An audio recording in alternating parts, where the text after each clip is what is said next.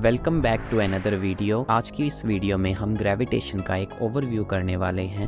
अगर आप चैनल पर न्यू हैं तो सब्सक्राइब कीजिए, वीडियो को लाइक कर दीजिए। Without wasting any time let's get into the video. सबसे पहले जानते हैं कि ग्रेविटी आखिरकार है क्या। तो न्यूटोनियन फिजिक्स के मुताबिक ग्रेविटी एक फोर्स है, एक ऐसी फोर्स जो कि दो मैसेस के दरमियान एग्जिस्ट करती है। ये फोर्स एक फील्ड फोर्स है। फील्ड फोर्स ऐसी फोर्सेस को कहा जाता है जिसमें ऑब्जेक्ट को दूसरे किसी ऑब्जेक्ट पर फोर्स लगाने के लिए किसी फिजिकल कांटेक्ट की जरूरत नहीं पड़ती। लाइक एक मैग्नेट दूसरे किसी भी मैग्नेटिक मटेरियल पर फोर्स अप्लाई कर सकता है विदाउट एनी फिजिकल कांटेक्ट। जैसे कि मैग्नेट को अट्रैक्ट भी कर सकता है और रिपेल भी कर सकता है। एक मैग्नेट के सेम पोल्स रिपेल करते हैं जबकि ऑपोजिट पोल्स अट्रैक्ट करते हैं। लेकिन ग्रेविटी एक ऐसी फोर्स है जो कि सिर्फ अट्रैक्टिव ही है, यानी मैस को जस्ट अट्रैक्ट करता है, रिपेल नहीं करता। आपने कभी ना कभी अपने स्कूल या कॉलेज की फिजिक्स क्लास में ये सुना ही होगा कि कैसे एक दफा एक एप्पल न्यूटन के सर पे आके गिरा और इस तरह उन्होंने ग्रेविटी डिस्कवर की। देखिए, अब हकीकत ये है कि एप्पल न्यूटन के सर पे नहीं गिरा बल्कि एप्पल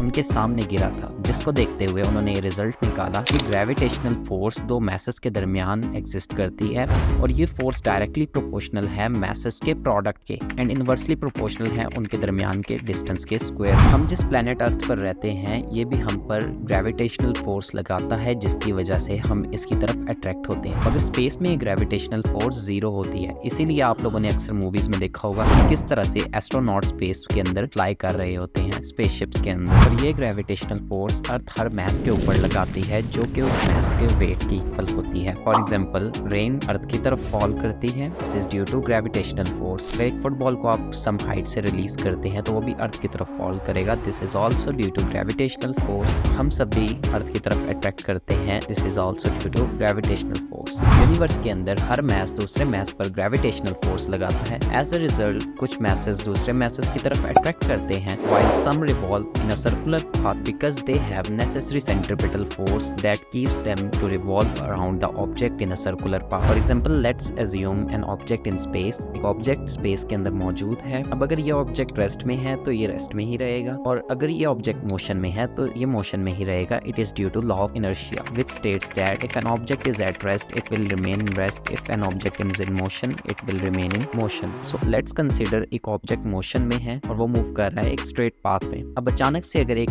मैसिव ऑब्जेक्ट इसके नियर अपीयर होता है तो ये ऑब्जेक्ट इस पर ग्रेविटेशनल फोर्स लगाएगा, जिसका रिजल्टेंट ये निकलेगा कि जो पहला ऑब्जेक्ट है वो एक सर्कुलर पाथ में रिवॉल्व करने लग जाएगा। इसी प्रिंसिपल के अकॉर्डिंग सोलर सिस्टम के तमाम प्लैनेट्स सन के गिर्द रिवॉल्व करते हैं, और जस्ट सोलर सिस्टम के ही नहीं बल्कि यूनिवर्स के अंदर हर ऑब्जेक्ट इसी लॉ को फॉलो करता है। सो फॉर हमने जितनी चीजें डिस्कस की ये न्यूटन लॉ ऑफ ग्रेविटेशन कहलाती है, जो कि कंपैरेटिवली लाइटर ऑब्जेक्ट पर अप्लाई होती है यूनिवर्सल स्केल के ऊपर। For example stars and planets etcetera. But more heavier objects जैसे कि न्यूट्रॉन स्टार और ब्लैक होल्स, इन पर न्यूटन की थ्योरी एप्लीकेबल नहीं है। इनके लिए हमें आइंस्टाइन की जनरल थ्योरी ऑफ रिलेटिविटी समझनी पड़ेगी और उसको ग्रेविटी से लिंक करना पड़ेगा। आइंस्टाइन की जनरल थ्योरी ऑफ रिलेटिविटी के अकॉर्डिंग ग्रेविटी एक स्पेस टाइम के दरमियान पैदा होने वाला कर्व है। जितना हैवियर ऑब्जेक्ट उतना ज्यादा कर्व जनरेट होता है और इस कर्व के गिर्द बॉडी रोटेट करती है। एट लास्ट आप सभी के लिए क्वेश्चन, अगर ग्रेविटी हर चीज पर एप्लीकेबल होती है तो हमारे पास एक बैलून हवा में ऊपर क्यों जाता है? अपना आंसर कमेंट करें। Thanks for watching.